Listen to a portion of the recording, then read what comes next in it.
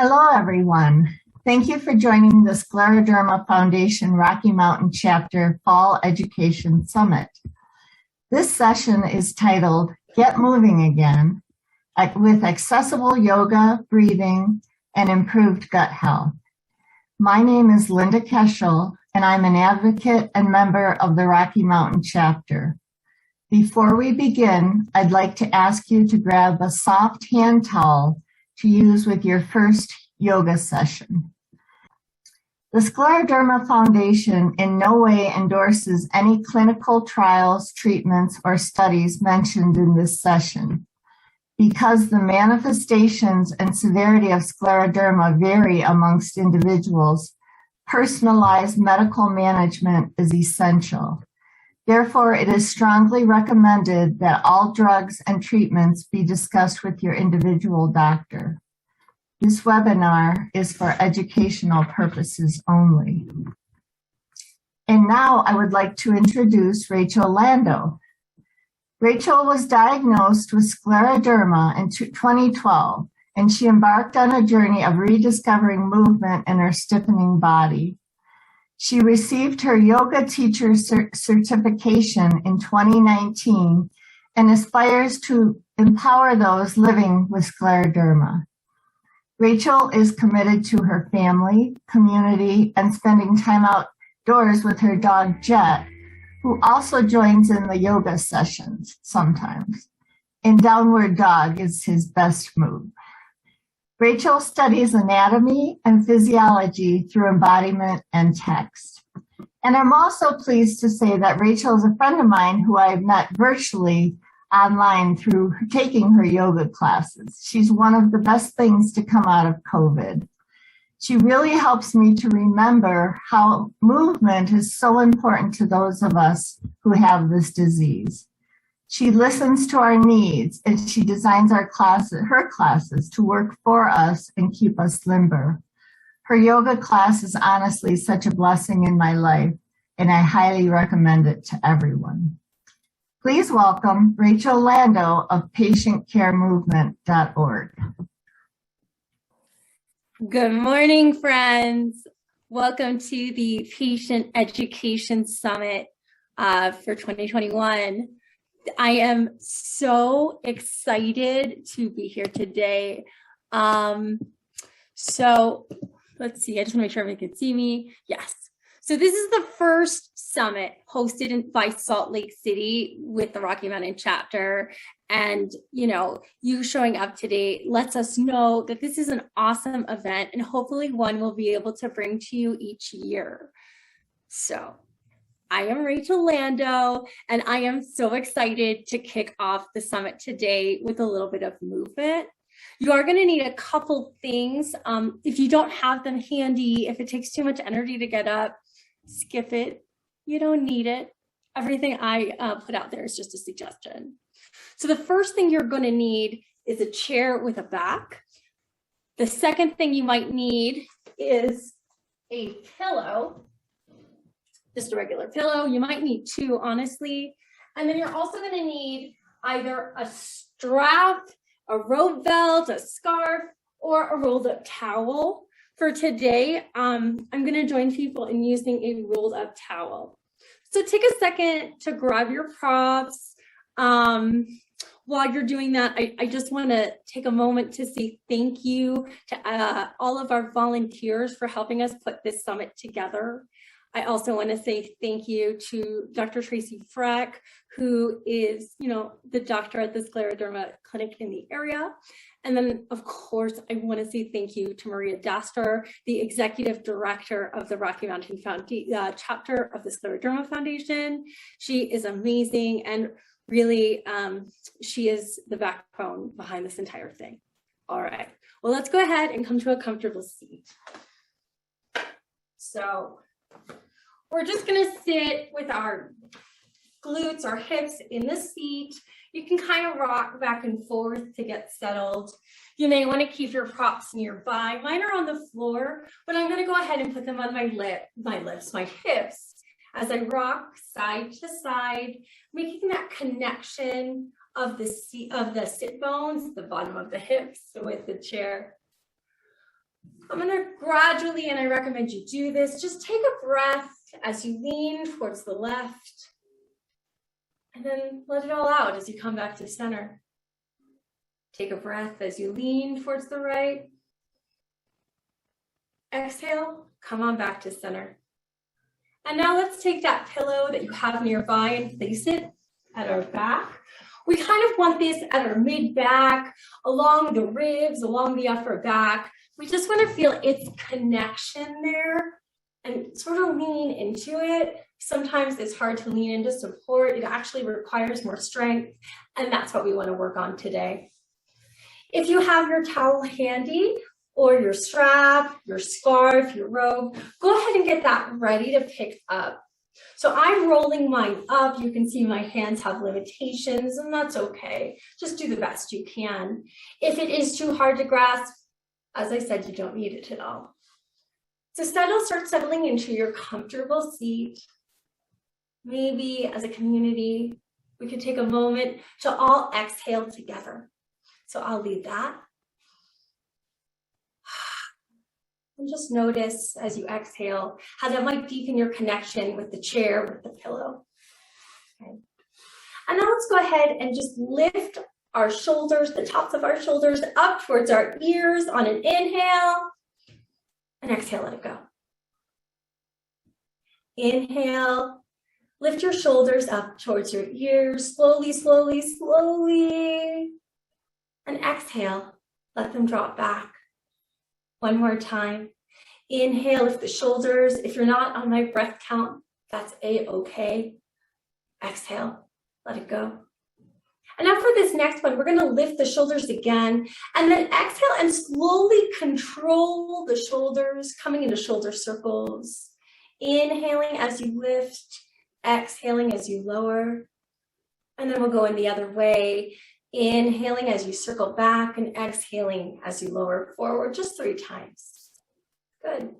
Make sure you can feel that connection of the back against the pillow.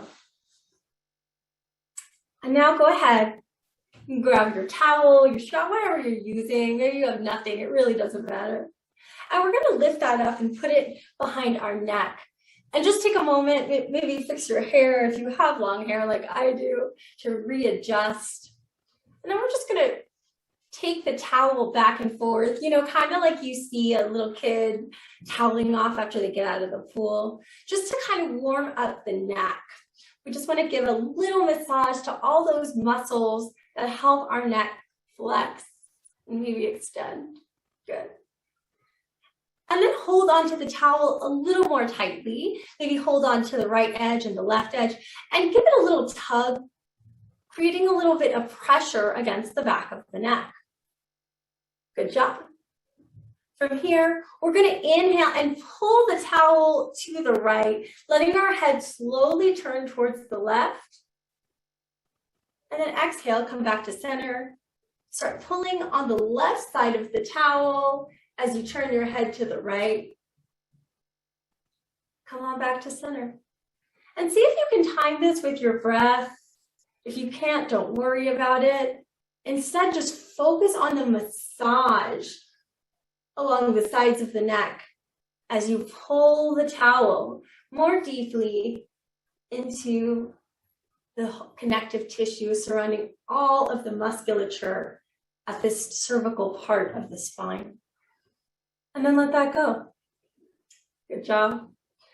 We're going to repeat that again, but maybe you want to give your arms a break. Our arms can certainly get tired when we have scleroderma or any condition really. And we're going to try that one more time, but this time we're going to turn in the same direction of the towel. So let's try that 3 rounds. We're going to inhale, pull the towel to the right, and let your head turn to the right. And notice that that might create a slightly different stretch along the right and left side of the neck. Then we're going to go in the other direction. So we're going to inhale, pull the towel to the left, let our head turn to the left too, creating a little bit of counter force against the muscles. We're going to do this 3 times. I'm going to do it 2 more times and stop talking. So inhale, turn your head to the right, pull the towel to the right, exhale, come to center. Inhale, pull the towel to the left, turn your head to the left, Exhale, come to center. One more time, right side, pull the right side, turn the right. Center. Pull the towel to the left, look to the left, and center. And let go. Good job. Okay. From here, we're going to keep the towel behind the neck, but we're going to lift it up a little ways. So now it's right behind the occiput.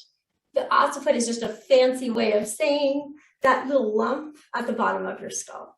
So go ahead, really pull the towel, the strap, whatever you're using, maybe nothing, into the back of the head, right at the junction where it meets the skull. From here, we're going to exhale, draw the chin down towards the chest, pause, inhale, let the head lean back into the towel, but continue the tug forward of the towel, bringing the neck into extension. Exhale, draw the chin towards the chest, neck flexion. Inhale, let the head fall back. Extension. One more time. Exhale, nod. Inhale, lean back. And now let the towel rest. Let your hands rest. And maybe give yourself a couple circles forward and back, just like we started. And notice if this feels any different. It might not. That's okay. All right, friends. Now let's go ahead and grab the towel and hold it in front of us as best as we can. I know we all live with limitations, but you can find a way, even if it's tying a loop and just holding it along the back of the palms. All right, I'm gonna lift it. I'm struggling a little bit, but that's okay. We're gonna inhale and lift the towel up in front of the chest, elbows straight as possible. And it's okay if you're lowered, especially if you notice your elbows winging out, just leave it a little bit lower. Cool. All right.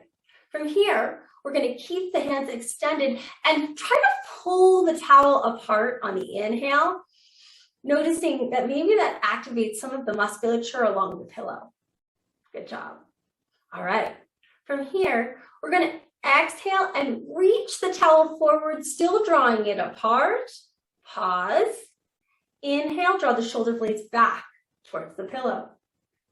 Nice. Exhale, extend long. This is called protraction of the shoulder blades. Good. Inhale, draw the shoulder blades back, keeping the elbows straight if possible. Exhale, reach. Inhale, draw back. And now come to a neutral position where you're neither reaching nor drawing back, and pause. If you need to take a break, take a break. This is your practice, not mine. Okay. If you can, go ahead and hold the towel in front of the chest and start to turn the palms up towards the ceiling, inhaling, and then exhale, turn the palms out to face the sides of the room.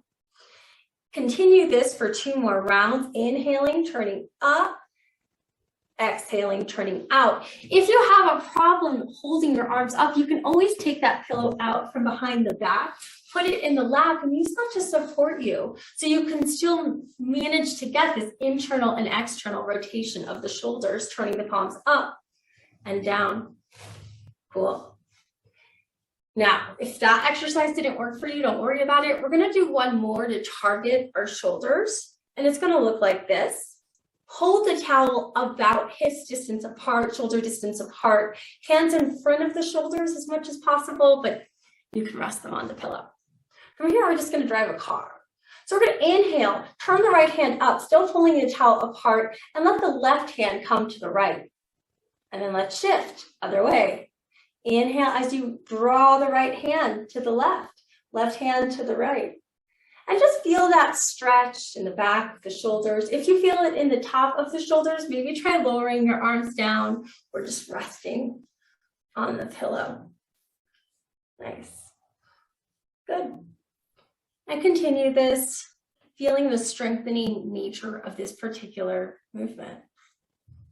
Great job, everyone.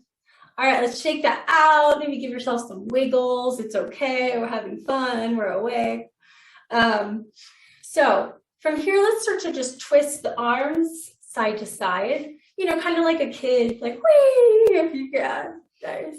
Let your spine turn and twist, and just gauge any movement you now have in the shoulder blades. They should feel pretty awake now. Nice. All right. From here, I'm gonna move the pillow down, but you can keep the pillow either on your knees or behind your back. I like it behind the back personally. Take your towel, place it along the front of the knees and grab a hold of it. Good. From here, we're going to exhale. Let the chin draw down towards the chest, just like we practiced. Let the lower back round. Let the upper back press back into that pillow if you're choosing to use it, and pause. And then inhale, pull the hands towards you against the towel, letting the chest rise up towards the ceiling. Maybe the head extends back, just like we already practiced. Great job. Exhale. Let the lower back round, upper back push into the towel, chin nod towards chest, cow. No, yeah. And then inhale, let the pelvis tilt forward, tummy down, pull on that towel to lift the chest up towards the ceiling. Cat, cow. This is cow. I always confuse them.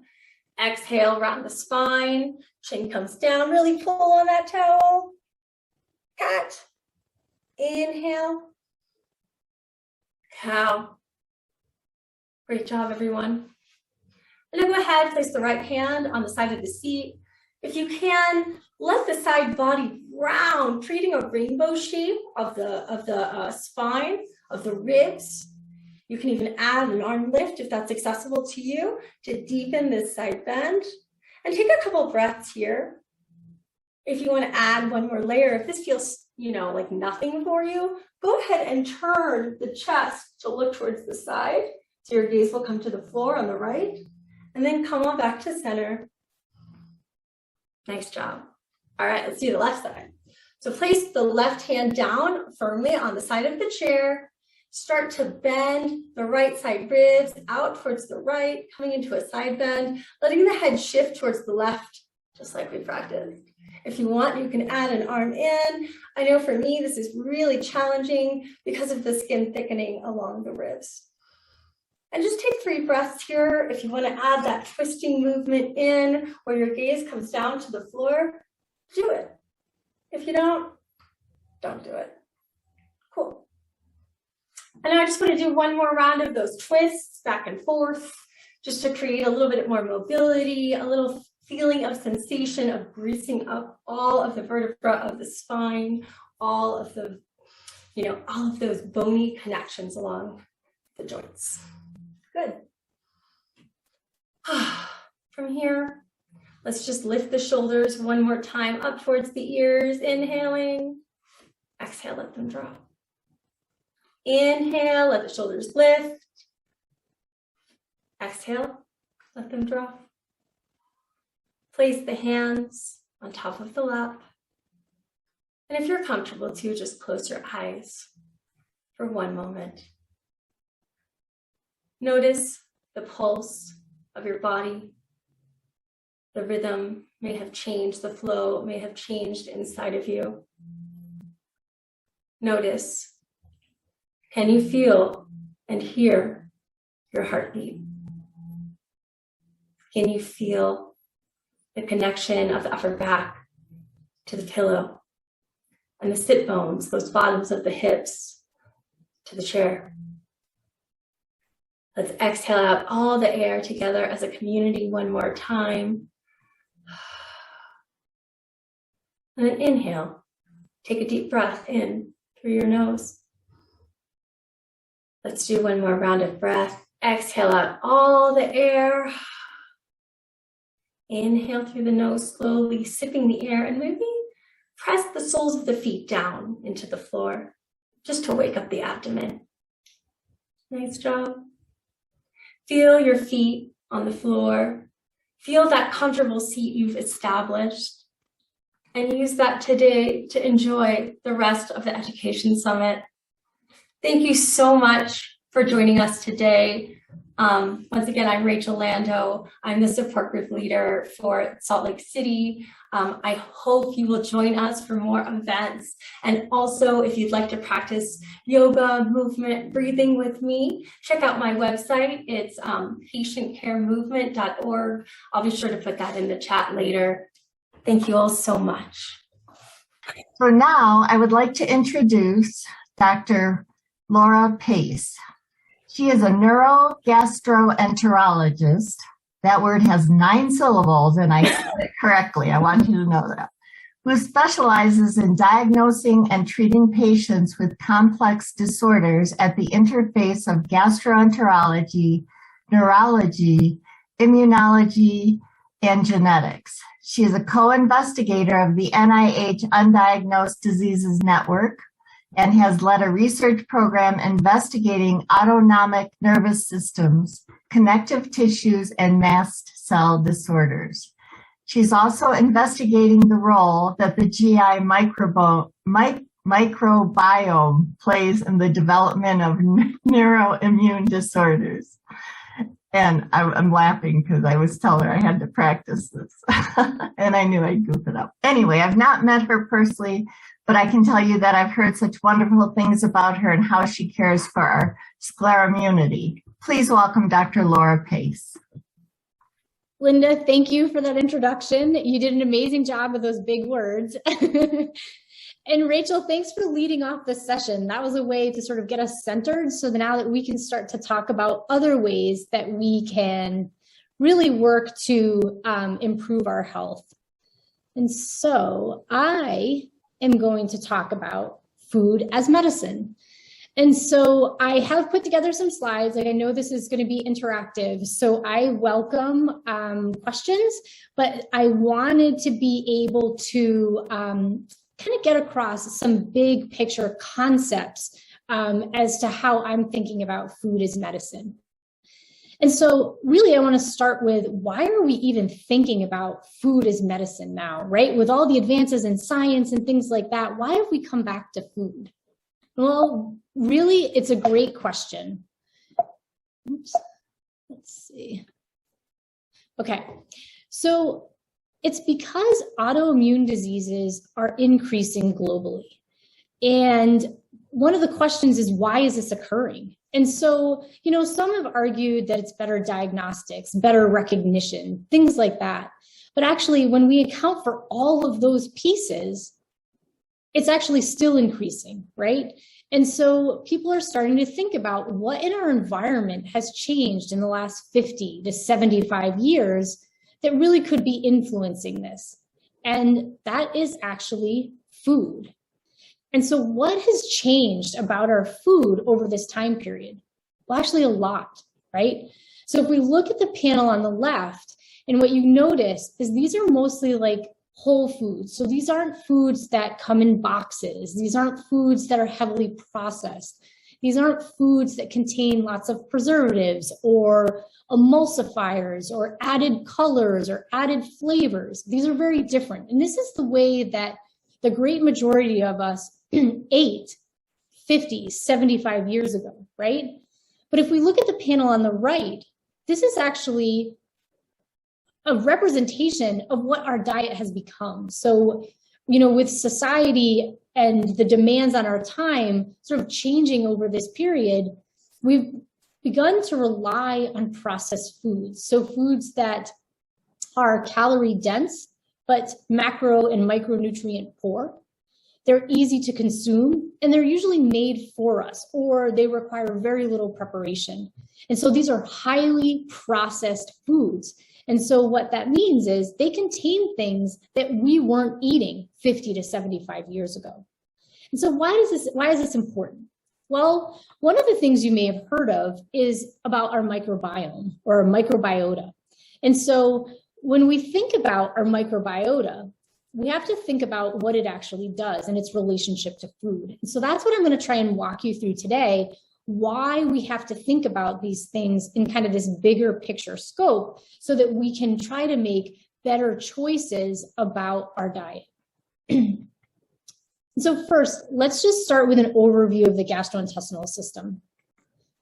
So the gastrointestinal tract itself actually extends from the mouth to the anus and includes the esophagus. I don't know if you can see that.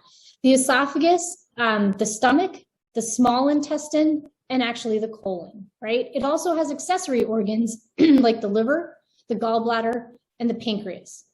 And so really the function of the gastrointestinal system is really to provide all the nutrients that we need and water that we need for all our cells to function appropriately, but then also to assist in waste elimination.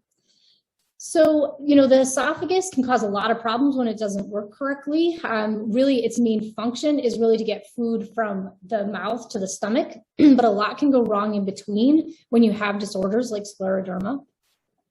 The stomach, it really is like food bolus processing, excuse me. So when we take in like big bites of food, you start to break that down in the stomach. And so then it can release more discrete amounts of food into the small intestine.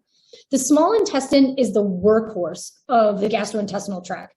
It's where all our macromolecular breakdown is occurring, all nutrient absorption, and the great majority of water absorption.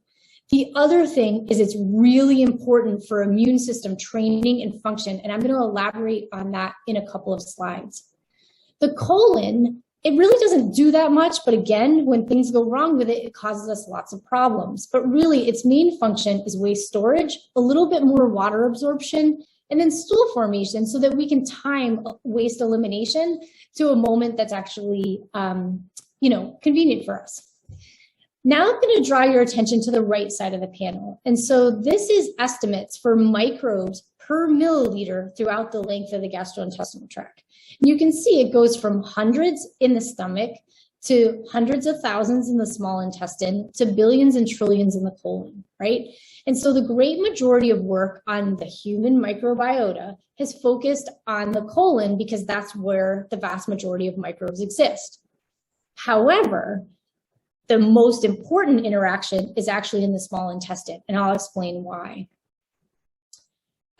Just to sort of finish my thought on sort of how the gastrointestinal system works, it's actually controlled by something called the autonomic nervous system. So this is basically our nervous system that regulates all the things we don't think about, right? Like pupil dilation, heart rate, breathing rate, motility of our gastrointestinal tract, the function of our pelvic floor. It also impacts hormones and the immune system, but it's one of the main controllers of the gastrointestinal system. The gastrointestinal system also has its own nervous system, which is called the enteric nervous system, and this interfaces directly with the autonomic nervous system as well. So there's really complex nervous system control of all the functions of the gastrointestinal system. And so why does this matter? Well, it actually matters a lot. And so this is a cross section of the small intestine. And so at the top of the panel, this is inside the tube of the small intestine, right? And so what I have pictured there, all those little dots are actually microbes, right? So this is the part of the gastrointestinal tract that's actually directly interfacing with the outside world because the microbes are coming from being ingested. They do take up residence there and live there long term, but they've gotten there from our environment. So from things that we've eaten or ingested. It's also interacting with the environment because it's interacting with the food that we eat, the medicines that we take, things like that. So this is sort of the outside world on the inside, and it's directly interacting with these complex nervous system controls and also all the immune system components that reside within the tissue layers. So this is really a critical interface that occurs here. So now let's try to answer the question, like, what is the microbiota, right? So this is a collection of cells, right? They're single cellular organisms. They're mostly comprised of organisms called bacteria. And I'm sure most of you have heard of that because at least once in our life, we've taken an antibiotic, and that's directed at controlling some of the bacteria because some bacteria to have are bad and they cause disease, and other bacteria are good and they actually help us maintain nutrition and health and reduce inflammation, all sorts of things. But so while these organisms are single cell in nature, it also does include viruses, but single cell in nature, and they seem simple, like a lot simpler than we are, they're actually metabolically a lot more complex than we are. So the molecules that they can break down and produce are so much more than what we can do. They actually also, this collection of microbiota actually accounts for way more genes than we actually have in our own genome. So these are really metabolically diverse organisms. And why does that matter? Well, it matters because they produce a lot of small molecules called metabolites. And so they're producing them from breaking down the foods that we eat, the medicines that we ingest, from eating each other, from breaking down some of the cells we slough into the gastrointestinal tract. They're very, very busy making these small molecules, right? And they're doing that to control the other organisms around them, but also they're interacting with us through these small molecules. This is huge. So what happens, right? What are some of the functions of the microbiota? Well, like I mentioned earlier, they're super important in nutrient processing. They're also been shown to be incredibly important in the development of our nervous system and our immune system, and modulating functions of both the nervous system and the immune system. So this is huge. So we really do need to be thinking about the health of our microbiota. And so maybe you've heard the term microbiota gut-brain axis. And this is what I'm sort of trying to get you to, is that these are really complex relationships with these microbes that line our gastrointestinal tract, but they're also interfacing with all sorts of other components of us, and they're influencing a lot of our biology. So they're regulating homeostasis. And again, this is sort of all the things we don't think about, like blood pressure and heart rate and urine production, things like that. They also they're modulating and being controlled by, to some degree, the central nervous system, the autonomic nervous system, and enteric nervous system, right? They're also modulating the functions of our gastrointestinal system, the enteroendocrine system, which is a specialized endocrine system of the gastrointestinal system, right? And they're modulating and responding to activities of the immune system. So this is huge. They're doing a lot. What does it mean for us? Well, actually, it modulates our behavior. There's some really cool studies that actually show the microbes that live in our mouth can actually influence our cravings, like our cravings for sweet foods or salty foods. So, I mean, they're doing a lot of things that really influence our behavior. They also can modulate mood. So a lot of times when we have disturbances in the microbiota, we also have disturbances in neurotransmitters like serotonin, dopamine, those productions, and that's going to influence how we feel. The other thing, like I mentioned earlier, is nervous system development and immune system development, but also this is modulating health and disease, and it's doing it through these complex interactions with the nervous system and the immune system. And so how do they do it? And so now I'm coming back to that idea of the small molecules or metabolites that they produce. So the substances that the microbes are secreting, they can actually enter our bloodstream, right? And they can travel to distant organs. They can also travel to the central nervous system, so our brain, right? They can also directly activate enteroendocrine cells that are lining the gastrointestinal tract. And those cells, there's a specialized group of them that are actually directly interacting with the enteric nervous system and the autonomic nervous system, which are in turn communicating to the central nervous system. So there's a lot of complex communication mechanisms at play. The microbes are also activating different types of enteroendocrine cells, which are releasing hormones, which can act both locally, so regulating components of digestion and motility, but also can have distal effects and regulating other organs. They also are directly impacting the immune cells that line our gastrointestinal tract, including mast cells, eosinophils, other lymphocytes, things like this. And this is all impacting inflammation. It's impacting barrier function. So when people talk about like leaky gut and, doctors roll their eyes, the doctors are actually wrong. This is a valid concept. It's just called gastrointestinal permeability. But all these components are regulating that. And so when you have something wrong with one component of the system, all of these things can actually feel the effects. So what can we do to influence our microbiota? And this is where I'm coming back to the idea as food as medicine.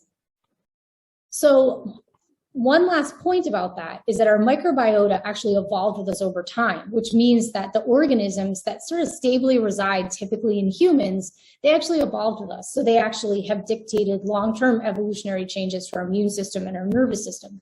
And they evolved with us in relation to what we were eating, infections that we were exposed to, and things like that. And so it was actually fairly stable for quite a period of time, up until this dramatic change in the way we are processing foods, right? And so now we're starting to see these major shifts, and we're starting to see this contribution of the microbiota to the development of disease. And so how can we influence our own microbiota? And really the greatest impact is through diet, because the microbes are all able to process all these different molecules. But the major determinant of which microbes are in our gastrointestinal tract are actually determined by what we eat, because what we eat is providing them the fuel to live. So if we think about the difference between like fiber and other types of sugar, so a fiber is a complex carbohydrate, that's going to select for organisms that can break that down. Whereas if our diet consists primarily of processed foods that are high in simple sugars, we're going to actually select organisms that preferentially break that down. And that's been shown when we shift those two different populations of organisms, we're actually going from an anti-inflammatory state to a pro-inflammatory state. So this is bad, right?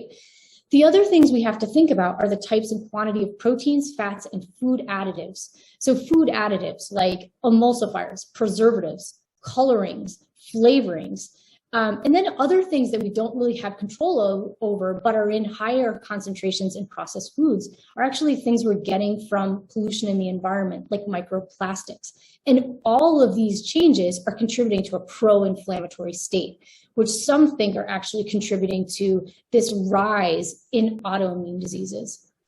Other things that are going to impact the microbiota are like motility. So if you have slow stomach emptying or slow transit through the small intestine, that's actually going to also impact the microbiota as well. Other things are things that we take, like medications, so like antibiotics, but even neuromodulators. So if we take a medication for our mood, that's actually going to be impacting our microbiota. And then there's this whole historical piece, right, of our individual journey. So our prior diet, our prior exposures, our infections, things like that. There's really cool data that shows that people who live in a household have a microbiota that's more similar to each other. They also have a more similar microbiota to the pets that they share their homes with. So there's a lot coming from our environment, and there's a lot of ways to influence this. So how do we put this all together in the context of scleroderma? Right? So we have to go back to thinking about food as medicine, because I hope that I've convinced you that food is really important for the health of our microbiota, which is also really important for the health of our immune system and our nervous system, which in turn is important for our overall health. So we really have to be concerned about the health of our microbiota. And so what are the things that we can do, right? So we have to think about this. We're not eating for one, we're eating for trillions. And this is really, really important. So my overarching recommendations for all of us, right, are to limit processed foods. It's not to say you can't have them, but that shouldn't be the staple of our diets, right? We also want to limit foods that have preservatives, artificial sweeteners, artificial colors, artificial flavors.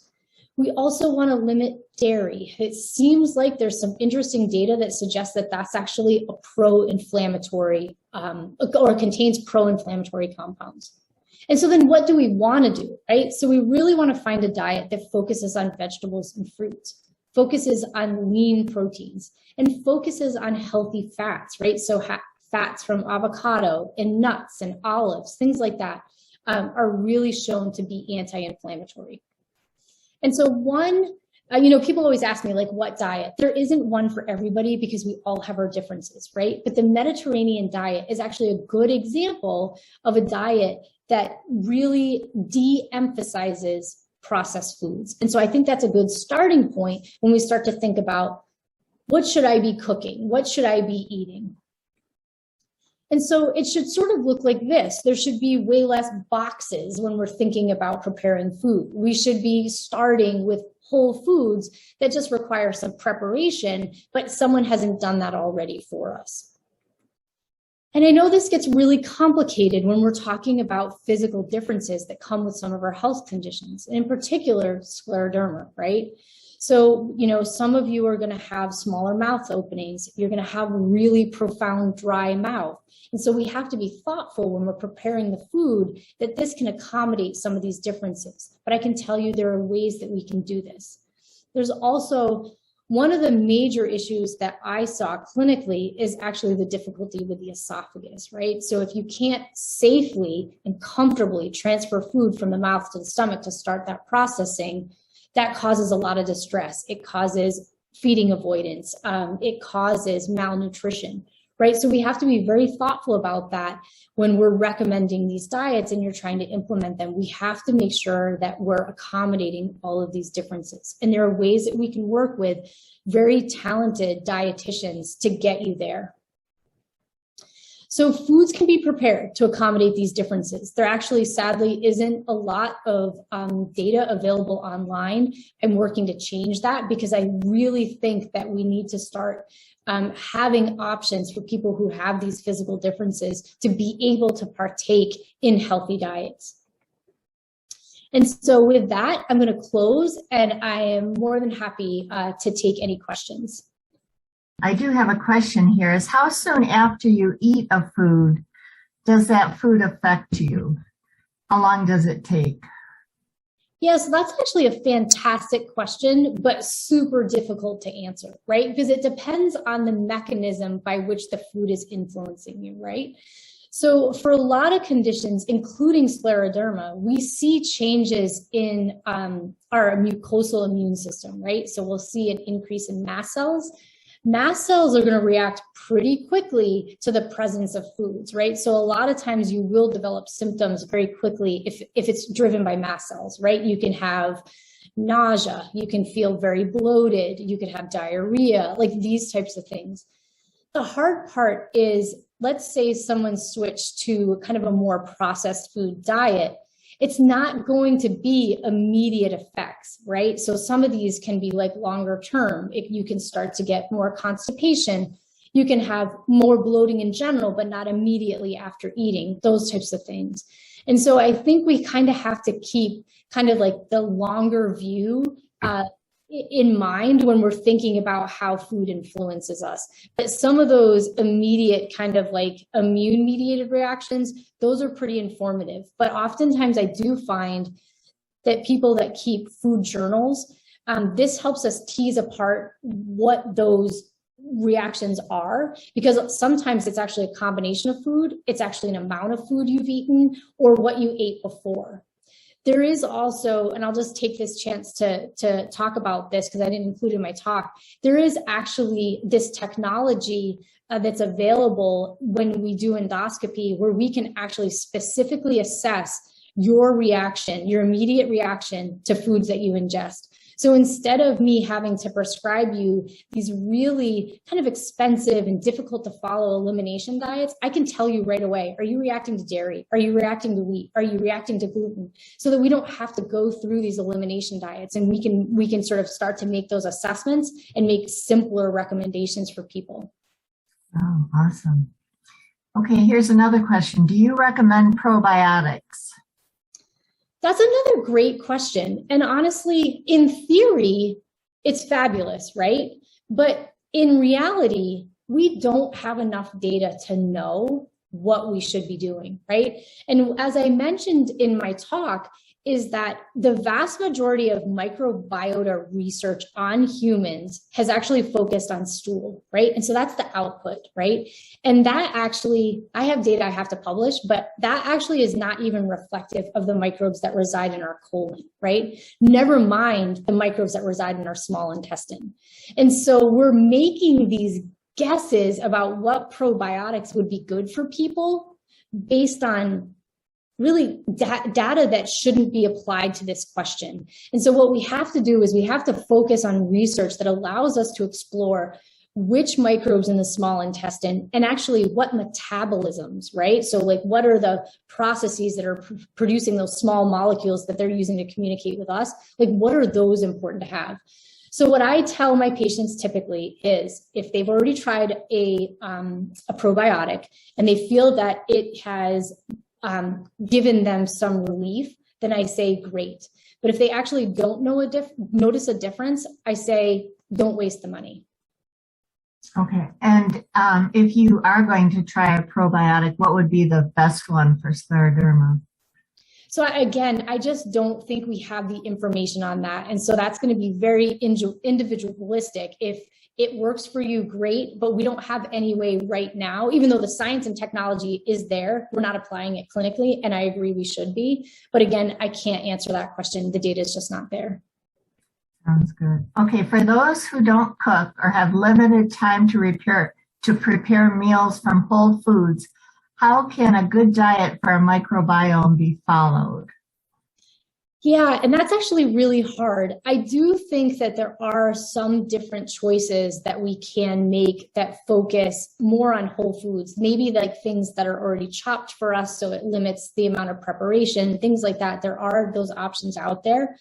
But again, I don't think there are a lot of really good resources that help patients with this. And one of the things that I want to put together is more of like an educational piece that actually will address some of these issues, right? So some of the other things that my patients encounter is actually difficulty with actually even being able to physically prepare the food, right? So they can't hold on to utensils, they can't hold a bowl to stir, like those types of things. We have to be cognizant, like as physicians, when I'm telling someone to eat a healthy diet, that there's a lot of other factors, right? There's the physical factors, there's the time factors, there's the financial factors. And so we have to find solutions that fit everybody, because really it is a huge contributor to sort of like health and disease. Thank you. Do you recommend kefir, Kefir? So again, that's like the probiotic question, right? And I'd say that's, again, really up to the individual. So if they notice when they are, using kefir that they feel better, then that's like one thing. But if they don't notice a difference, it is sometimes expensive. It's, like difficult to prepare, like those types of things. Maybe it's not worth the effort or the money, right? I think it just depends. I have people who swear by it, so. Right. Okay, here's another one. Oddly enough, it seems my gastro is worse the more fruits and vegetables I eat, causing diarrhea, bloating, gas, and incontinence. Have you heard this before? Absolutely. And so a lot of times we have to figure out why, right? Is it because you've already had a dramatic change in your microbiota and they're not prepared to actually and kind of handle like all of that fiber? Maybe it's actually that the fiber is in too big of pieces and we have to think about like maybe pureeing our foods, right? Maybe there's an underlying motility disorder that's being exacerbated. Maybe there's actually an underlying mucosal immune disorder that's contributing, so like related to like mast cells. So sometimes these questions are like require a pretty significant in-depth evaluation to sort out, and that's one of the things that you really have to partner with your physicians to work on that.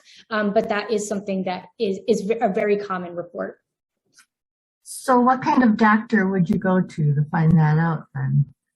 Well, honestly, I'd really like to say a gastroenterologist, but what I will be honest about is that gastroenterologists in general, they're not focused on this, right? Like they want to know, can I do an endoscopy and answer the question? They don't want to sort of like partner with patients to like work through these things and figure this out. And I think that's a huge disservice to all of our patients. But there are some gastroenterologists, including myself, who are partnering with dietitians and nutritionists and trying to figure this out, because we really can work with patients to find a way that allows them to eat very healthy, but in a way that doesn't cause more symptoms, because obviously that's not the goal. Okay, from Susan, what do you think of the GI effects stool test versus the GI map stool test? So I'm actually not familiar with either of those, but did she leave like some details? Like, is it like microbiota mapping or anything like that? It's I don't see that, but because a lot of the tests that I do see patients bring to me is that because all these companies will take your money to give you data. But I don't think that they're in a position, again, because we don't have the basic understanding of like what microbes should be where, what they should be doing. Even if it's like, I've seen ones related to fungal populations, assessment of like breakdown products. These aren't validated. And so I don't recommend them. I do think there's a lot of work to be done in this space, but I think that I would recommend saving your money for now. okay. Is there any evidence that avoiding wheat is beneficial in autoimmune disease, even if you test negative for celiac disease? This has been my personal experience. That comes from heavily.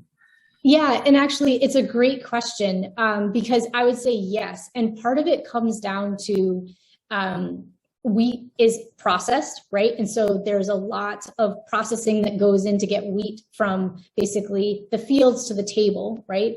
And so we have seen an increase in even celiac disease, irrespective of wheat consumption. And so there's something different people think about how it's actually being processed now that's actually triggering an increase in celiac disease alone. So the same goes for other autoimmune diseases. Again, it's processed. It's often complex in whatever food it's processed with other types of like additives or preservatives that maybe are contributing to sort of that impairment in the microbiota gut-brain axis, in gastrointestinal permeability. Like, I think all of these things are factoring in. And so there's much more than gluten in wheat that people are reacting to. And so, yes, if you feel better not eating wheat, don't eat it. But then also try not to replace that with like simple carbohydrates. So a lot of like rice flours and potato flours and things like that, because again, those are simple carbohydrates. And so then they're going to not be very good for you. So I would try to, like, if you're avoiding wheat, cut out that sort of component of your diet rather than replace it. So this person has difficulty swallowing bread, but loves it. Is there an alternative for bread? That's a great question. And I would imagine there's some chemist sitting out there that says that, yes, they can create that like flavor and things like that for you. But that's not something that I'm aware of. I would say that if it's, and I know this is going to sound a little bit weird, but if you really love the taste of it, there's actually nothing wrong with you taking it into your mouth, chewing it, and getting that taste from it, and then just spitting it out. Yeah, I love bread. Maybe I'll try that. Okay. Any tips for battling slow motility issues? Pharmaceutical supplements. Oh, let's start with that one. Any tips for battling slow motility issues? Yes. And so I think that what is FDA approved is actually way behind what's actually known, right? So it drives me absolutely crazy that the recommendations are to do like Miralax and stool softeners and things like that. That's actually not targeting the problem, and a lot of times causes a lot of other symptoms. So there are FDA-approved medications that are actually targeting how the nervous system is working, and some of those are good choices. What I find clinically is that sometimes people will respond to one for a little bit, right? And so what I've gotten creative with is sometimes I add more than one on because they have different mechanisms of action, and we can find this kind of balance that helps with that. But what I would say is that coming down the road is actually immune modulation to target that neuroinflammatory piece that's actually contributing to to the nervous system and motility dysfunction. But these are really sort of complex, I guess, like management decisions, but they're there. Like, we need to be doing more of that. The other thing is, again, focusing on trying to get back to a healthier microbiota. And the reason is that those microbiota are producing a lot of small molecules that actually encourage better motility. But again, like if the nerves are injured or there's a lot of immune inflammation, we have to target those pieces as well. So it's very rare I come across a patient where I'm like, this is the one thing that is going to fix it. So the second part, and this probably adds into that question, is are there any pharmaceutical supplements and nutrition strategies for slow motility issues?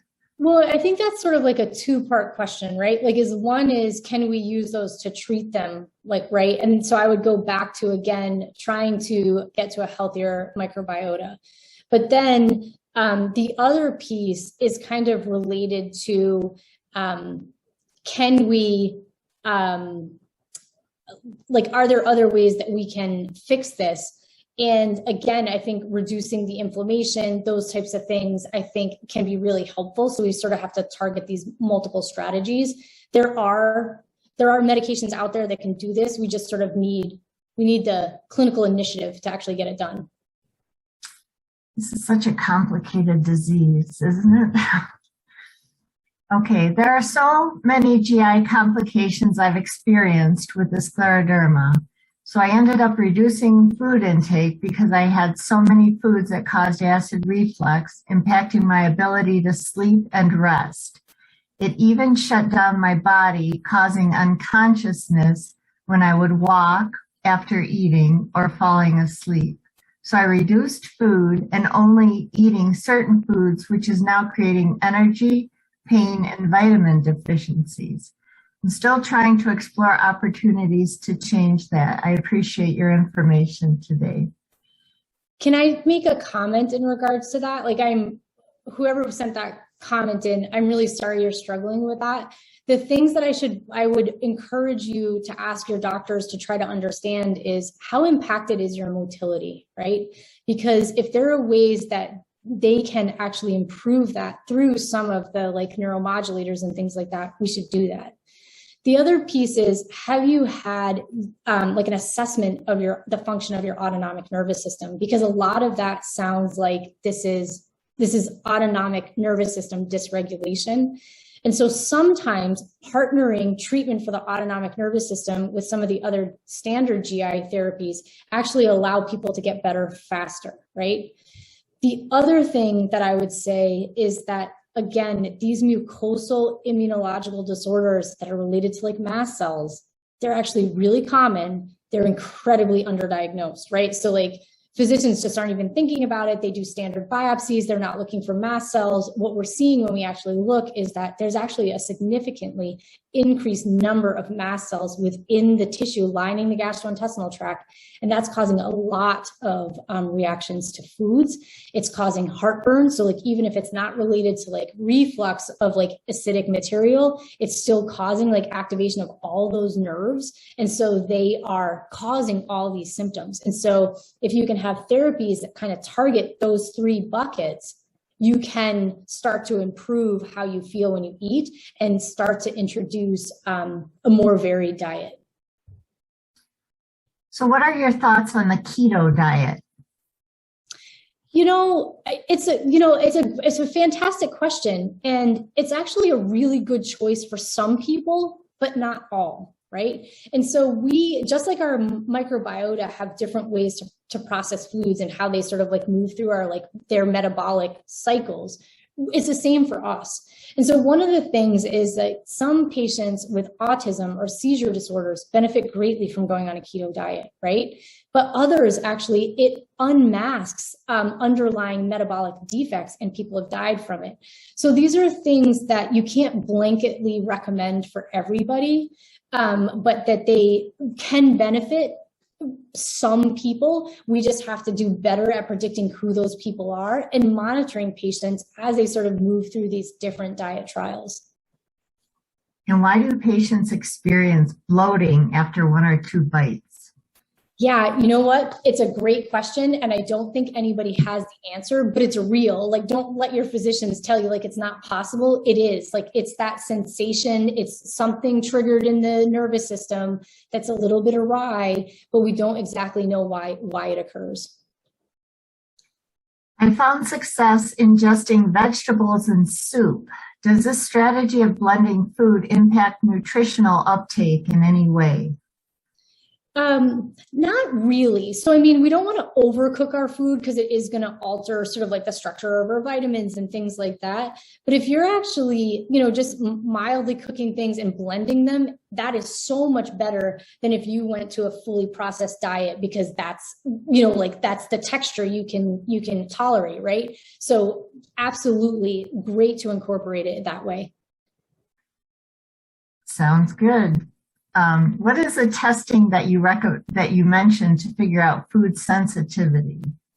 So it's another big word because it seems like neuro-GI really likes big words. So it's called confocal laser endomicroscopy. And all that means is that we're using a special type of microscope during an endoscopy procedure. So like when you get a standard endoscopy procedure and we go down and we look at your esophagus and your stomach and your small intestine, what we can do is we can put this tiny microscope down there and look at the lining of the gastrointestinal tract and specifically test food antigens to see what you react to. Here's a comment. Thank you, Dr. Pace. Very good presentation. Are digestive enzymes helpful? I have had patients that absolutely swear by them. And the reason that I think they work for some people is that part of the nervous system function and that enteroendocrine function of the gastrointestinal system is coordinating the release of pancreatic enzymes, which help us break down our foods, right? And what I've noticed is that coordination can be impacted in these neuroimmunological disorders. And so if patients have control over taking those digestive enzymes at the time they're actually eating, it actually helps. And so if patients find a benefit from it, I'm never going to stop those. I think like that, that's a great intervention. Okay, if you are on an antibiotic and this person is for life due to a back infection, is it best to use yogurt or purchase probiotic, back to probiotic? Yeah, that's a fantastic question. And again, and I'm sorry, but I'm going to go back to there really isn't any data. But I do think that by keeping kind of like a varied diet, by ingesting as many like vegetables and fruits and things like that, that's also going to contribute to fostering a complex microbiota as well. And so I would say, again, I just really don't know the answer. I do think within a few years, we'll be able to tell you that. Is it true that too many vegetables a week before a colonoscopy, let me start again.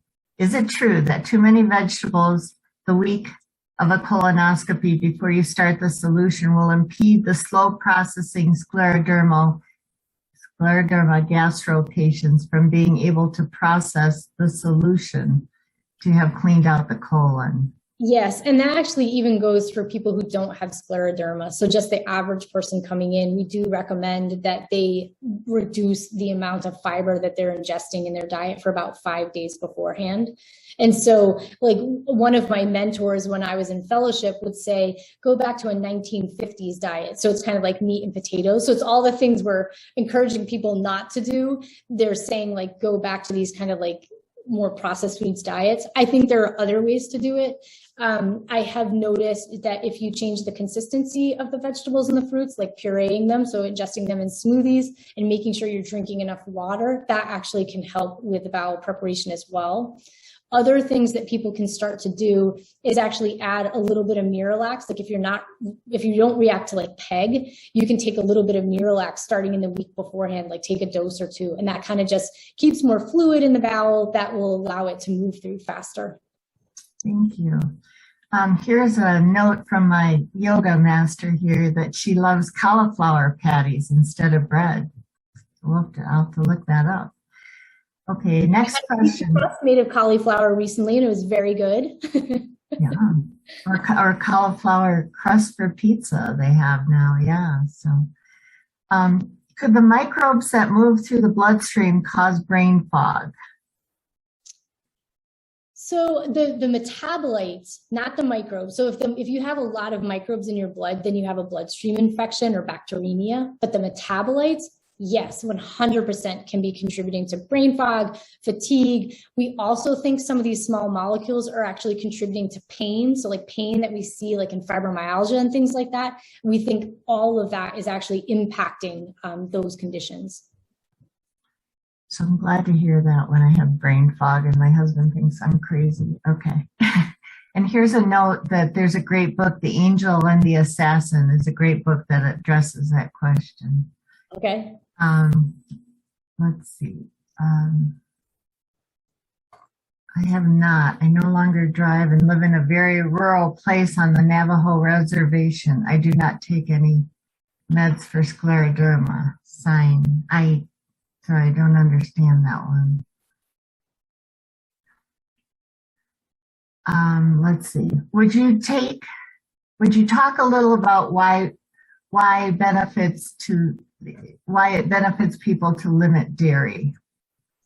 Well, there's actually data that's suggesting that dairy kind of contributes to these pro-inflammatory cascades. There's components of dairy that are common allergens, right? And so if someone has something called like eosinophilic esophagitis, one of the most common food allergens is actually coming from dairy. The other thing is that even with like mast cell disorders, some people are reacting pretty significantly to dairy consumption. And so it just seems to be a common trigger, especially for if you don't have like over anaphylaxis, these mucosal immunological disorders do seem to be upregulated by the consumption of dairy in some people. It just seems to be a large proportion of people. And so that's why I included that kind of that general recommendation of trying to reduce our reliance on dairy. But can we eat yogurt though? Yogurt is okay because it's a different kind of dairy, or no? Is that not true?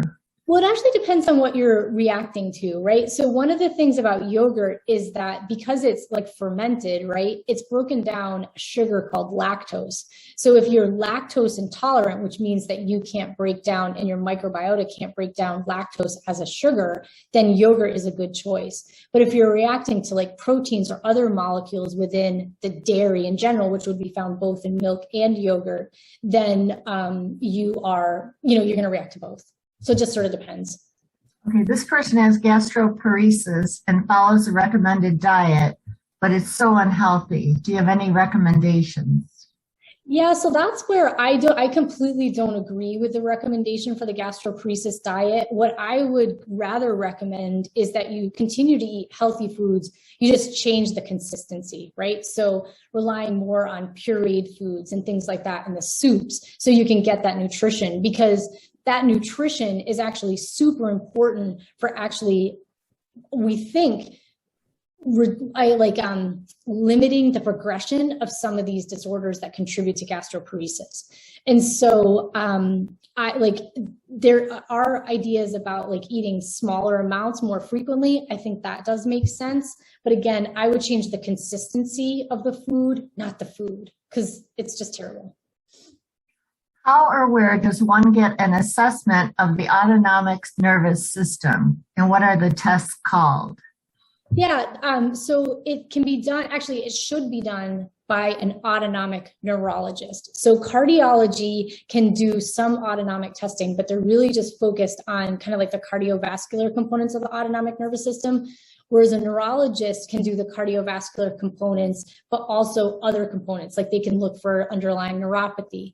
So since this is sort of like a Mountain West group, the University of Utah has an autonomic neurology testing laboratory. And then there will be other options locally as well soon. Can I interrupt for just 1 second? Dr. Pace, can you re-mention the test that was for the, I thought it was the mucosal lining, the microbiome test? Yeah, sure. So it's abbreviated CLE. So it's a new technology. It's actually being used mostly for looking at Barrett's esophagus, which is a precancerous condition that happens in the esophagus. No one in the United States is currently using it to look for non-IgE mediated food allergies. But one of the things that I'm going to be doing at my new institute is actually bringing this technology to the patients because it's huge. Like, it's going to be a game changer for figuring out what people are reacting to. Because we can even test simple things like, do you think you're reacting to like dye 60? Do you know what I mean? Like, we can test all of those things and figure that out. And so that makes it a lot easier to plan what you can eat and kind of limit those other reactions, because there's so many other mechanisms that are contributing to reactions to foods.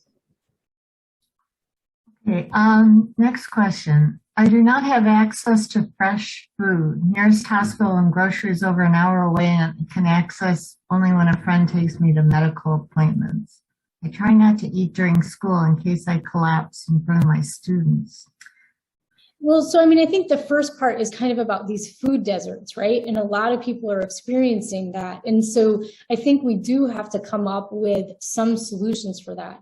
Some of the food delivery like companies that are out there, like Instacart, are actually trying to directly address this because it is impacting overall health. But again, it's a really difficult question. I'm not sure I understood the second part. I don't either. Okay, people who are reacting to vegetables and fruits may find that they do better if the vegetables are cooked and the fruits are stewed or like baked apples. Okay, how about the effects of microwave ovens on food? So can I just go back to like doing better with like stewed like fruits and vegetables and things like that? That actually, it may be related to actually the consistency of the food, but it also may be related to a compound in the food. And so that's why getting evaluated for like a mast cell disorder, and I can actually see in the chat now, people are asking like, what's a mast cell disorder? So mast cell activation syndrome is something that it bothers me, but a lot of doctors aren't recognizing, but it very likely explains a lot of the GI complications that people are having, especially when they have other types of autoimmune diseases. And so they need to be looking for it, but they're not. So we're trying to raise awareness about that because it is an important contributor. So sometimes, like, again, working with your doctors and your dietitians to figure out what is it when you change it to stewed that actually makes a difference. Is it the consistency and you could just puree it? Or is it really something that changes structure when you heat it? And so is it if we actually look for like a mast cell disorder, could we actually target mast cells and then you'd be able to eat those foods without stewing them? And so it's not easy, but it is like, there are ways to kind of get at these answers because these are sort of like lifelong decisions that we're, having to navigate. How about almond milk as a substitute for milk? Yeah, I mean, whatever you like. Just, again, it is processed, but I mean, myself, I actually end up drinking oat milk. But like, but I drink very little of it. So, I mean, just try to make sure that it's not the staple of your diet, but yeah, any of the milks that you like. There is some concern, and I just don't know the data behind it, about soy and having other interactions with like the endocrine system. I don't know how valid that is, but that is one of the concerns with soy. Dr. Pace and Linda, we are running out of time. We're actually out of time. Okay. If patients want to get in touch with you, Dr. Pace, or see you in clinic, what is the best way for them to reach you? Yeah, and I wish I had a good answer for that, but I'll keep it short. But I'm actually founding a new medical institute that will be open in Salt Lake in the summer of 2022. So I apologize, until then, I'm not clinically practicing, but I will be. And so we will be taking patients. We obviously will have a focus on scleroderma because there's a huge need. Thank you, everyone. Thank you so much. Thank you. That was wonderful. Thank you to Dr. Pace and Rachel. And thank you for joining us today, to everybody. And a special thanks to our national sponsors, Janssen Pharmaceuticals, Boehringer, Ingelheim, and Horizon. We'd also like to say that we'd like to connect with you after this virtual conference. We offer multiple support group options each month, and we can also connect in between meetings via email or phone. Our contact information is in the chat. And if you like this event and want to see more, connect with the Scleroderma Foundation Rocky Mountain chapter. Membership is $25 a year, and the donations support the Scleroderma Foundation's threefold mission of support, education, and research. Thank you so much to everybody for joining us today, especially Rachel and Laura. Thank you. Have a good day.